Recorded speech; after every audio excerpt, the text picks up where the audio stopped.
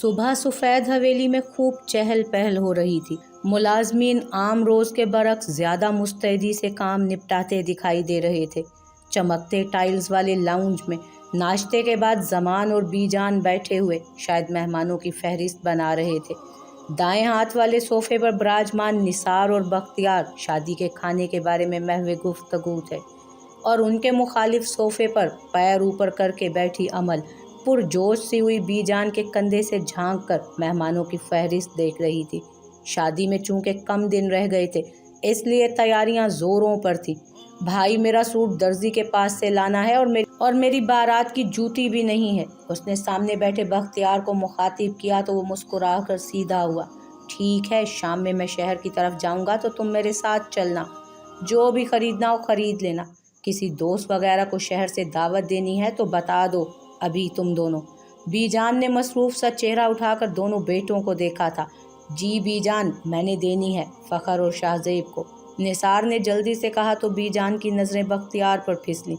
नहीं, मेरा कोई ऐसा ख़ास दोस्त नहीं है, जो भी हैं उन्हें मैं दावत दे चुका हूँ, उसने कहकर अपना बजता मोबाइल सामने किया और लाउंज से उठ गया। ज़मानी अमल के दोस्तों को बुलाना है, जो भी नाम है इसमें लिख दो, मैं पैगाम भिजवा दूंगा सबको। जमान भी कहकर उठ गए तो वो तीनों लाउंज में तन्हा रह गए। बीजान, सामिया को देनी है दावत, उसने चहक कर याद दिलाया तो बीजान ने मुस्कुरा कर उसको देखा। वही सामिया ना जो मोटा सा ऐनक लगाया करती थी। निसार ने उसे जान के छेड़ा था, मगर खिलाफ मामूल उसने खुशदिली से मुस्कुरा कर कहा, जी नहीं, वो बचपन में लगाया करती थी, अब उसने लेंस लगवा लिए हैं। मज़े से उसने इत्तला दी, जो भी है लगती तो वैसी ही होगी ना, बोंगी सदा की। अब के हमला ज़रा दूसरी नोयत का था। उसने गुस्से से निसार का चेहरा देखा। कोई नहीं, वो बोंगी अच्छी खासी समझदार और प्यारी लड़की है, और अब तो उसकी शादी भी हो चुकी है, आप ज़्यादा मत बोला करें, खफगी से कहा गया। दोस्त को देखो अपनी, शादी भी हो गई उसकी और तुम अभी तक यहाँ बैठी हो। बीजान, शादी करें इसकी और भेजें इसको इसके ससुराल। हाँ तो आप भी तो यहाँ है ना, भेजें इन्हें भी इनके ससुराल। उसी के अंदाज में कहा तो वो हंस दिया। लड़कियाँ जाती हैं ससुराल, लड़के नहीं। नहीं, मैंने कुछ लड़कों को भी ससुराल जाते देखा है, मैं उन लड़कों में से नहीं हूँ, क्या पता आगे जाकर हो जाए। बीजान ने फहरिस्त साइड पर रखे टेबल पर धरी और उठने ही लगी थी कि सामने से वली दाखिल हुआ। बीजान, सरदार बाबा कहाँ हैं? उसने सवाल किया तो निसार और अमल ने बैक वक्त उसे सर उठाकर देखा। आसमानी रंग के कमीज शलवार में मलबूस, निखरा निखरा, धुले बालों को पीछे जमाए, हाथ में मोबाइल पकड़े वो निकलने के लिए तैयार लग रहा था। हाँ, उसके कंधे पर आज शॉल नहीं थी। ऊपर गए हैं, कह रहे थे कि आ जाएंगे डेरे पर आज। अच्छा, उसने बेख्तियार कहा। अमल ने होंठ मिस करते हुए उसके खूबसूरत सरापे से नज़र चुराई। क्या उसे पता नहीं कि वो इस रंग में कितना अच्छा लग रहा है? उसने खिफ़त से सोचकर आंखें मींची। चलें ठीक है, फिर मैं उनसे वहीं पर बात कर लूँगा। निसार की तेवरी उसे देखते ही चढ़ गई थी, इसलिए उठकर उसे यकसर नज़रअंदाज करता वो बाहर की जानिब बढ़ गया। वो ना तो रद्द अमल देता था और ना दिया। अलबत्ता उसने झुके सर वाली अमल को ज़रूर देखा था। वो अपने स्याह फ्रॉक में मलबूस पूरा सर झुकाए अंगश्त शहादत से अंगूठे का नाखून छील रही थी। बेतासुर सा वली पलटने लगा कि ज़मान की आवाज़ पर रुक गया। ठहरो वली। वो अब सीढ़ियों से उतर रहे थे। सफ़ेद बेदाग लिबास पर कत्थई रंग की शॉल कंधों पर डाले, हमेशा की तरह शफीक और बारोब। वो रुक गया। मैं तुम्हारे साथ ही जाऊंगा। उसके बेतासुर चेहरे पर मुस्कुराहट उभरी थी। जी सरदार बाबा, क्यों नहीं। बहुत दिनों बाद उसके अंदर वही 9 साल वाले बच्चे की खुशी ने सर उठाया था। ठंडी फजर आज भी कहीं आस पास ही थी उसके। बरखुरदार, तुमने अपने दोस्तों को बुलाना है शादी पर? उन्होंने एक पल को रुक कर उससे पूछा तो उसकी मुस्कुराहट गायब हुई। चेहरा संजीदा हो गया। नहीं सरदार बाबा, मेरा कोई दोस्त नहीं है, बस डेरे पर काम करने वालों से सलाम दुआ है, वो तो वैसे भी आएंगे, और कोई ख़ास मेहमान नहीं है। बीजान और अमल चुपचाप सा उसका चेहरा देखने लगे, मगर वहाँ पर कोई तासुर, कोई निशान नहीं था। जमान ने कदम आगे बढ़ाए और उसके साथ ही बाहर निकले। कपड़े वगैरह सिलवाए हैं तुमने शादी के लिए, या वो भी नहीं? उनके खफा से इस्तफसार पर वो मुस्कुराया। मेरा कोई इरादा नहीं था, मगर बीजान ने ज़बरदस्ती सिलवा दिए हैं मेरे लिए कपड़े। गाड़ी में बैठते हुए जमान ने उस पर एक और खफा निगाह डाली तो वो खुलकर मुस्कुराया। आप मेरे लिए क्यों फ़िक्रमंद होते हैं सरदार बाबा, बच्चा नहीं हूँ मैं। میرے لیے تو اب بھی وہی ولی ہو جو روز فجر میں میری انگلی پکڑ کر مسجد جایا کرتا تھا۔ انہوں نے بہت دھیرے سے کہا تھا، پھر بھی اس نے سن لیا اور چونک کر ان کی جانب دیکھا۔ گاڑی ایک بار پھر سے کچے راستوں پر دوڑ رہی تھی۔ آپ کو یاد ہے ابھی تک؟ موڑ کاٹتے اس نے بھی دھیرے سے کہا تو وہ مسکرا دیے۔ اتنے خوبصورت لمحات بھولنے کے لیے تو جمع نہیں کیے تھے میں نے۔ تم اپنی دانش میں جتنے بھی بڑے ہو جاؤ جناب، میرے لیے وہی ولی ہو جس کے سوالات پر میں اکثر خاموش ہو جایا کرتا تھا۔ کیا تمہیں یاد ہے کہ تم کیسے کیسے سوالات کیا کرتے تھے مجھ سے؟ ایک پل کو رک کر اس کا چہرہ دیکھا تو وہ مسکرایا۔ اتنے خوبصورت لمحات بھولنے کے لیے تو نہیں جمع کیے تھے نا میں نے بھی۔ زمان ہنس پڑے۔ بہت دنوں بعد انہیں پرانا ولی نظر آیا تھا جو اپنی باتوں سے انہیں لاجواب کر دیا کرتا تھا۔ اب لگ رہا ہے نا کہ بڑے ہو گئے ہو، حالانکہ میں یہ بچپن میں کیا کرتا تھا۔ لطف اندوز ہوتے ہوئے اس نے کہا تو زمان پھر سے ہنس دیے۔ تم سے جیتنا، وہ بھی باتوں میں، مجھ جیسے بوڑھے کے لیے ذرا مشکل ہے برخوردار۔ بوڑھے کہاں ہیں آپ؟ ابرو سکیڑ کر ایک پل کے لیے اس نے زمان کو دیکھا تھا۔ وقت سے پہلے بڑھاپا ان پر آتا ہے جو اپنے اعمال کو پاک نہیں رکھتے۔ آپ تو ذرا سی غفلت پر سورہ عنکبوت پڑھ کر خود کو راہ راست پر لے آیا کرتے تھے۔ زمان نے بہت چونک کر اسے دیکھا۔ وہ بہت مصروف سا ڈرائیو کرتا کہہ رہا تھا، اتنی پرانی بات تمہیں اتنی جزیات کے ساتھ یاد ہے ولی؟ میں نے بھلانا چاہا تھا سردار بابا، ہر بات کو، مگر اس نے کندھے اچکائے۔ نہیں بھلا سکا، کچھ بھی نہیں۔ سب میرے ذہن میں اسی طرح تازہ ہے جیسے کل ہوا ہو۔ میری میموری پر جانتے ہیں میرے ٹیچر ہمیشہ مجھے شاباشی دیا کرتے تھے، مگر اس نے گہرا سانس لیا۔ آس پاس پھیلے سرسبز کھیت پیچھے کی جانب دوڑ رہے تھے۔ مجھے لگتا ہے کہ میں اپنی یادداشت ہی کی وجہ سے کبھی آگے نہیں بڑھ پاؤں گا۔ لوگوں کے لیے میری میموری ایک نعمت ہے، لیکن میرے نزدیک، اس نے گاڑی ڈیرے کے باہر روکی، میرے لیے یہ ایک کرسڈ گفٹ سے زیادہ کچھ بھی نہیں۔ کسی بھی تکلیف دہ تاثر کے بغیر وہ بہت آرام سے کہہ رہا تھا۔ پھر ان کو دیکھ کر مسکراتا ہوا گاڑی سے اترا۔ زمان بھی گہرا سانس لیتے دروازہ کھول کر باہر کی جانب اترے۔ ظہر کے وقت کا سورج بھی سردی سے یخ پڑ رہا تھا۔ اس نے سیاہ دوپٹہ چہرے کے گرد لپیٹا اور جائے نماز پر آن کھڑی ہوئی۔ سکون سے نماز پڑھنے کے بعد اس نے آخری رکعت سے سلام پھیر کر دوپٹہ کھولا تو وہ اس کے بالوں سے پھسل کر کھلتا چلا گیا اور اپنی آخری تہہ بھی ڈھیلی کر گیا۔ اس نے ٹھنڈے ہاتھوں کو آپس میں رگڑ کر ان کا یکساں اثر کم کرنا چاہا اور پھر سرخ سی ہتھیلیوں کو جوڑ کر بلند کیا۔ اس کا تعلق اپنے اللہ سے ولی کے برعکس بہت اچھا تھا۔ اسے اس سے محبت تھی۔ اس کے لیے نماز پڑھنا اسے خوشی دیا کرتا تھا۔ فجر کی نماز ابھی قضا ہو جاتی تو اس کو خود کے وجود میں خالی پن اترتا محسوس ہوتا تھا۔ وہ ایک آئیڈیل مسلمہ نہیں تھی، مگر اس کا اللہ سے ریلیشن تھا۔ کیا تھا، کیسے تھا، اس کا جواب اسے کبھی نہیں ملا۔ وہ اللہ سے محبت کرتی تھی، مگر وہ محبت کو کبھی بیان نہیں کر پائے گی، اتنا اندازہ اسے تھا۔ چند پل نرم ہتھیلیوں کے پیالے کو وہ تکتی رہی، پھر اس کے لبوں میں جنبش ہوئی اور وہ آنکھیں بند کیے دعا مانگنے لگی، اپنے نصیب کی دعا، والدین کے لیے، اپنے بھائیوں کے لیے، اپنے گھرانے کے لیے، دنیا اور آخرت کے لیے، اور آخر میں جس دعا کا اسے انتظار رہا کرتا تھا، ولی کے لیے دعا کرتے اس نے آنکھیں کھول لی تھی، مگر آنکھیں کھول لینے کے بعد بھی وہ اس کی نظروں سے اوجھل نہیں ہوا تھا۔ صبح والے آسمانی رنگ کے کپڑوں میں ملبوس وہ اس کے کہیں آس پاس ہی تھا۔ میں چاہتی ہوں کہ آپ اس کی حفاظت کریں اللہ تعالیٰ، ایک دعا تھی جو اس کے دل سے ہر دم نکل رہی ہوتی تھی۔ بقول زمان احمد کے اس کے دشمن زیادہ نہیں تھے، مگر جتنے تھے وہ بہت ظالم تھے۔ اسے ہر دم دھڑکا لگا رہتا، وہ کبھی دیر کر دیتا تو اسے صبر کرنا مشکل ہو جاتا۔ ایک غیر کی محبت کو اپنے دل میں آنے سے وہ نہیں روک سکی۔ بی جان کہتی تھیں کہ شادی سے پہلے آنے والا مرد عورت کی زندگی میں تباہی کے سوا کچھ نہیں لاتا، مگر وہ ان سے پوچھنا چاہتی تھی کہ جو مرد بغیر اجازت لیے دل کے بند کواڑوں کو کھولتا اندر جا بسے، اس کی سزا عورت کو کیوں کر سنائی جائے؟ اس نے جان بوجھ کر اسے نہیں چاہا تھا، اس نے تو بس محسوس کیا تھا کہ اس کی نظروں سے وہ پگھلتی تھی، اس کی تکلیف سے دل کٹتا تھا اس کی گلابی آنکھوں کی خشکی اسے مات دے دیا کرتی تھی۔ اس میں اس کا کیا قصور تھا؟ اس نے تو ان سب کو دعوت نہیں دی تھی خود تک آنے کی، اس نے کبھی اس کی حوصلہ افزائی نہیں کی تھی، اور نہ ولی کی جانب سے اسے ایسا کوئی جواب موصول ہوا تھا۔ وہ تو تھا ہی صدا کا دور، وہ تو کبھی اس کے قریب نہیں آیا تھا، غلطی سے بھی قریب نہیں۔ پھر کیوں تھا ایسا کہ وہ قریب قریب لگتا تھا؟ کیوں اس پر غصہ آ جانے کے بعد بھی وہ اس کی فکر کرنا نہیں چھوڑ پاتی تھی؟ کیوں وہ اجنبی ہوتے ہوئے بھی اپنا تھا؟ اس نے آنکھیں بند کی تو آنسو پلکوں پر ٹھہر گئے، ناک سرخ ہو گئی، ہونٹ لرزنے لگے۔ اللہ جانتا تھا کہ وہ یہ سب کچھ جان کر نہیں کر رہی تھی، اس نے اس سے محبت سوچ کر نہیں کی تھی، وہ تو اس کی کچی عمر کا خواب تھا جس کا رنگ اس کے دل پر پکا ہوتا جا رہا تھا۔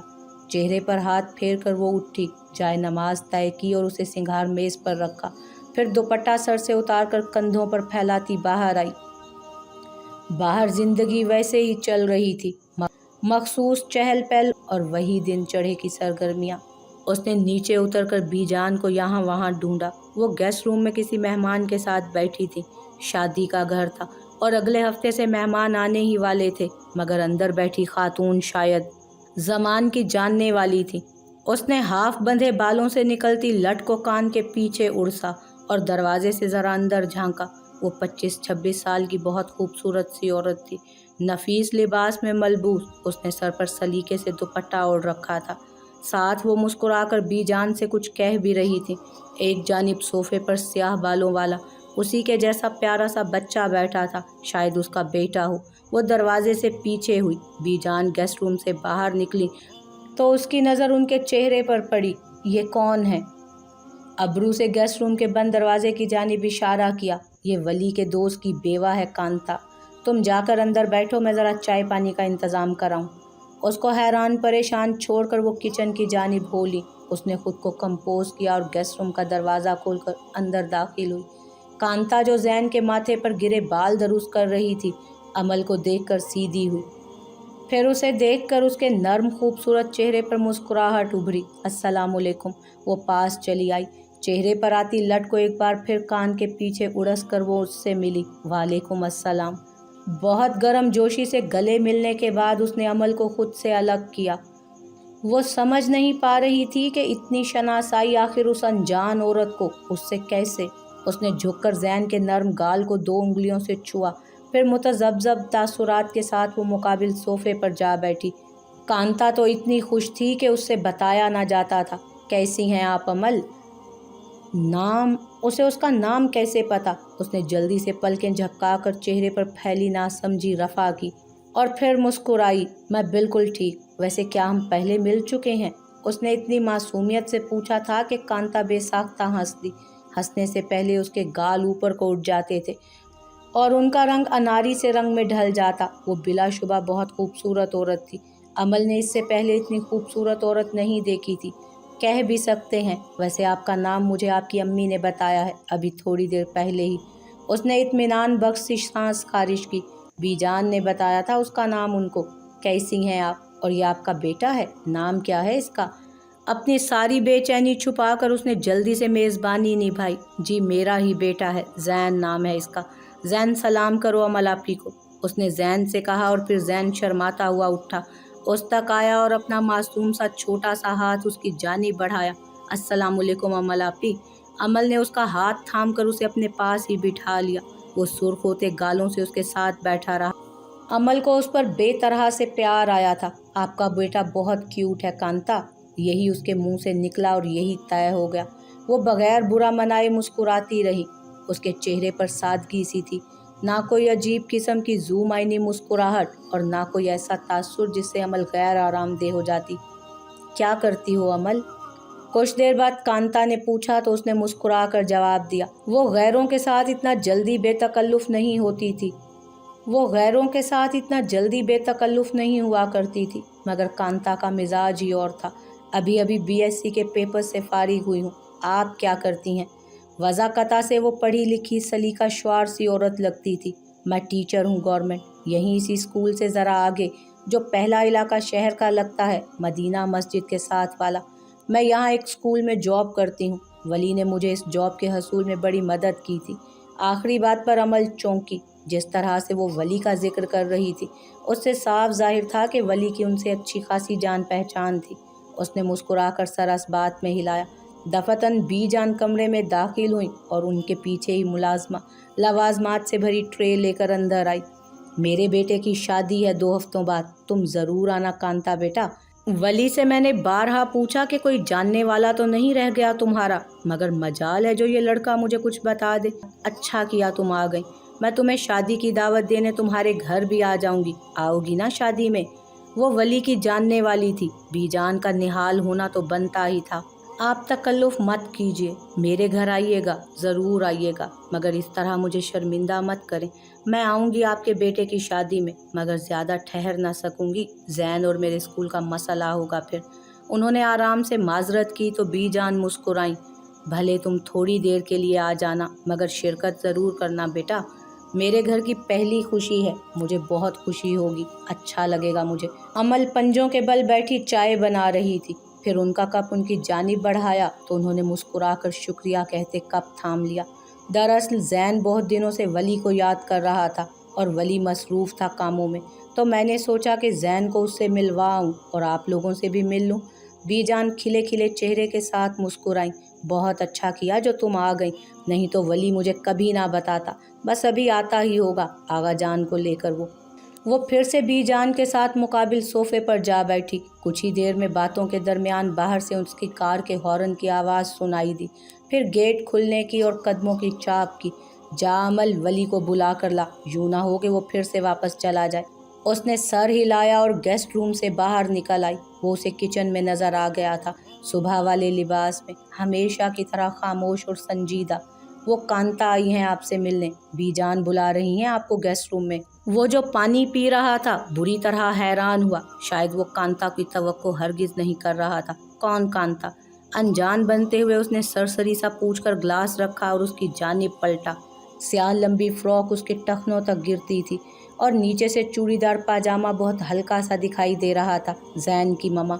अमल ने भी उतने ही सुकून से जवाब दिया और किचन के दरवाजे से हट आई। थोड़ी ही देर में वो गेस्ट रूम में दाखिल हुआ तो अमल और बीजान को कांता के मुकाबिल बैठे देखा। वो बहुत खुश दिली से बातें कर रही थी। उसने सलाम किया और सामने के सोफे पर जा बैठा। कैसी हैं आप कांता, और यहाँ कैसे आना हुआ? जैन उसके पास भाग कर आया था। उसने उसके माथे पर बिखरे बालों को हाथ से कुछ और बिगाड़ा और अपने साथ ही बिठा लिया। ये तो तुम जैन से पूछ लो, इसने बहुत तंग किया हुआ था मुझे इन सारे दिनों में कि मुझे वली के पास जाना है, वली से मिलना है। मेरे पास उसे यहाँ लाने के अलावा कोई ऑप्शन ना था। उसकी बात सुनकर मुस्कुराकर उसने सर झुकाकर वली जैन के चेहरे को देखा। क्यों भाई, क्यों तंग करते हो मम्मा को अपनी? उसने मीठी सी खफगी से कहा तो अमल मुस्कुराई। उसने वली को कभी किसी बच्चे के साथ इतना बेतकल्लुफ़ नहीं देखा था, मगर फिर भी उसे मालूम था कि वली को बच्चे पसंद थे। बस वही था जो उसकी जानिब से इतना बेफिक्र था। अगर जो वो भी उसकी ऐसी ही परवाह करता जैसी वो करती थी तो उसने सर झटका। कांता अब जाने के लिए उठ रही थी। उन सब से शादी में आने का वादा करके वो पलट गई तो वो तीनों भी गेस्ट रूम से बाहर निकल आए। चलें बीजान, अब मैं भी चलूँगा, बस सरदार बाबा को छोड़ने आया था। कोई काम है आपको? जाते जाते उसने पलट कर पूछा तो बीजान को यकदम याद आया। तुम्हारा कुर्ता सिलने के लिए दिया है मैंने, वो लेकर आना, नहीं तो गुम हो जाएगा। उसने सर हिलाया। अमल ने मुस्कुराहट दबाई थी। बीजान, इसके लिए आपको चलना पड़ेगा मेरे साथ बाजार। मुझे नहीं पता आपने कुर्ता किसको दिया था। वली अहमद सख्त बेजार हुआ। बीजान हस्बे आदत खफा हुई। लड़के, कोई ख्याल भी है अपना या नहीं? किसी चीज़ में तुम्हें दिलचस्पी नहीं। शादी का पूछो तो तुम कहते हो कि मैं क्या करूँगा शादी करके। ये हद थी। बीजान के पीछे खड़ी अमल हंस पड़ी। वली के कान सुर्ख हुए, मगर बीजान खफगी से बोले चले जा रही थी। लड़कों को देखो जाकर, बाजारों में 100 चक्कर लगाते हैं खुद के कपड़ों के लिए, शादी के अलावा कोई दूसरी बात नहीं करते। 6 लड़कियों से बैक वक्त मोहब्बतें भुगता रहे होते हैं और एक तुम हो वली। अमल को अपनी हंसी रोकना मुश्किल हो रहा था। वली बीजान को रोकना चाह रहा था मगर बेसूद। तुम 6 लड़कियां नहीं पसंद कर सकते, कम से कम कोई एक ही पसंद कर लो। यूं इस तरह जिंदगी कैसे गुजरेगी? पल भर को वली की नज़रों ने उनके पीछे खड़ी लड़की तक का सफ़र तय किया और बीजान के करीब हुआ। बीजान, میں کرتا لینے ضرور چلوں گا، اور آئندہ میری مجال جو میں خود سے غفلت برتوں۔ بی جان جو قدرے غصے سے اسے دیکھ رہی تھی یکدم ہنس دی۔ وہ بولا ہی اتنے پیارے طریقے سے تھا، اور پسند کب کرو گے لڑکی؟ عمل نے نچلا لب دبائے اپنے دودیا پیروں کو دیکھا۔ وہ اس کے جھکے سر کے باوجود بھی اس کے چہرے پر پھیلے اسے قضا کے سارے رنگ دیکھ سکتا تھا۔ بی جان پلیز، ابھی دیر ہو رہی ہے، میں چلتا ہوں، شام میں لے جاؤں گا نا آپ کو۔ جھک کر ان کو ہلکا سا گلے لگاتے اس نے کہا، اور باہر کی جانب بڑھ گیا، اور بی جان اسے جاتا دیکھتی رہ گئی۔